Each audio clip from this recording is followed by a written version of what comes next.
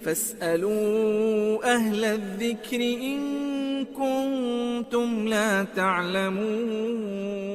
Di aras, pas dia turun sepertiga malam, terus yang duduk di situ siapa? Nah, ya itu persoalan. Terus kalau Allah duduk di atas aras, apakah Tuhan itu lebih besar daripada aras atau lebih kecil daripada aras? Lah ini problem lagi.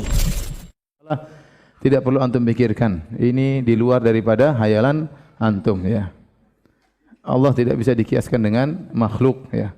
Antum kalau ingin tahu bagaimana cara Allah turun langit ke dunia, antum harus tahu pertama Allah bagaimana dulu, terus langit dunia seperti apa ya. Baru antum bisa bayangkan bagaimana turunnya Allah, baru antum gandengkan dengan sepertiga malam terakhir. Allah mudah melakukan berbagai kegiatan dalam satu waktu ya.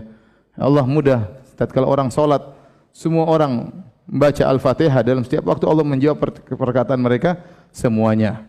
Ya, makanya Allah mengatakan jika Allah seorang hamba mengatakan alhamdulillahirabbil alamin, Allah mengatakan hamadani abdi, hambaku mujiku. Kalau mengatakan Ar-Rahmanir Rahim, kata Allah majjadani abdi. Maliki yaumiddin, kata Allah asna alayya abdi, hambaku memujaku. Setiap orang yang bicara gitu Allah balas.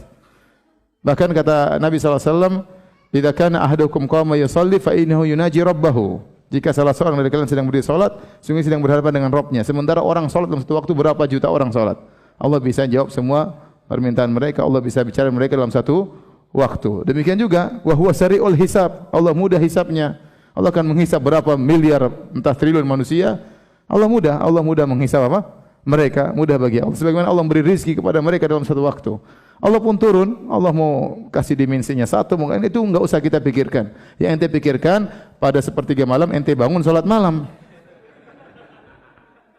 Jangan ente bangun sepertiga malam, ini Allah lagi di mana ini? Apa yang pikirkan? Itu bukan tugas ente, di luar kemampuan ente. Karena sebenarnya orang menggunakan akalnya tidak pada tempatnya ya. Ya, banyak hal yang antum tidak bisa pikirkan di luar daripada nalar antum. Apalagi bicara tentang Allah Subhanahu wa taala ya.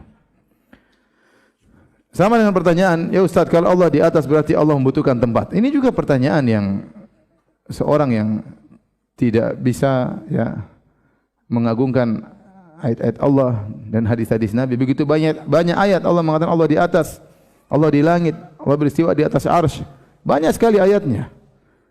Ya, bahkan dalil bahwasanya Allah di atas, kata Ibnu Qayyim, bal alfani, ada 2000 dalil yang menunjukkan Allah berada di atas. Fitrah juga demikian, menyatakan Allah berada di atas ya. Adapun meyakini bahwasanya kalau di atas berarti Allah butuh kepada tempat. Ya akhi, ya. Sekarang saya tanya sama antum, langit dan bumi. Besaran mana, langit atau bumi? Langit di atas, langit lebih besar daripada bumi. Apakah orang mengatakan langit menempati bumi? Justru sebaliknya, orang mengatakan bumi menempati apa? Langit. Di langit banyak benda-benda langit, ada bumi, ada planet, ada matahari. Ya akhi, langit di atas kita, langit tidak menempati apa? Bumi. Apalagi Allah mengatakan Allahu Akbar, Allah Maha besar. Terus ente bilang kalau Allah di atas, Allah butuh tempat, gimana ceritanya? Allah mengatakan la tudrikuhul absar wa huwa yudrikul absar.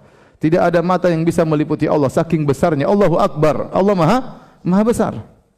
Ibnu Abbas mengatakan tidak langit dan bumi di genggaman kalian kecuali seperti tidak langit dan bumi di genggaman Allah kecuali seperti biji sawi di genggaman kalian. Artinya kita ini makhluk alam semesta ini sangat kecil dibandingkan Allah. Kemudian kita bilang kalau Allah di atas berarti Allah butuh tempat, butuh yang di bawah. Ini semua adalah suudzon terhadap Allah Subhanahu wa taala. Langit di atas tidak butuh kepada yang di bawah. Tidak menempati bumi, tidak ada tiang bi ghairi amadin tarawnaha. Rafa'as samawati bi ghairi amadin tarawnaha. Kata Allah, Allah mengangkat langit tanpa ada tiang yang menyangganya, tidak ada. Langit tidak, kalau bumi hancur langit pun tidak akan jatuh, enggak. Kemudian kita berpikir kalau Allah di atas berarti Allah butuh tempat di bawah. Gara-gara akal kita enggak nyambung, akhirnya semua ayat kita tolak. Oh bukan begitu, oh bukan begitu. Ratusan dalil mengatakan Allah di atas, bukan begitu, ditakwil. Capek ente mentakwil. Baik, Al-Quran turun dari atas, terus maksudnya Allah tidak di atas. Oh maksudnya begini. Malaikat lapor ke atas, lapor kepada siapa? Oh enggak tahu lapor kepada siapa. Terus amalan naik ke atas, oh ke atas maksudnya kemana? Bingung. Allah turun ke langit bumi. Allah, kalau Allah turun ke bumi berarti Allah di atas. Allah enggak di atas. Itu yang turun apa? Rahmatnya. Rahmat cuma sampai langit dunia, enggak sampai ke kita, ngapain? Oh maksudnya malaikat yang turun. Kalau malaikat turun, kenapa Allah berkata hal min da'in? Siapa yang berdoa kepadaku? Apa malaikat berani berkata demikian? Siapa yang berani minta kepadaku?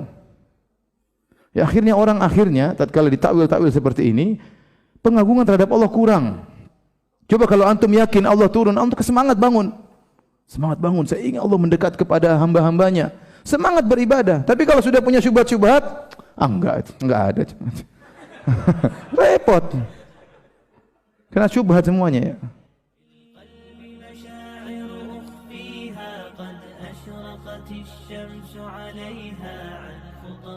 لم أعبأ فيها ستكون بأيامي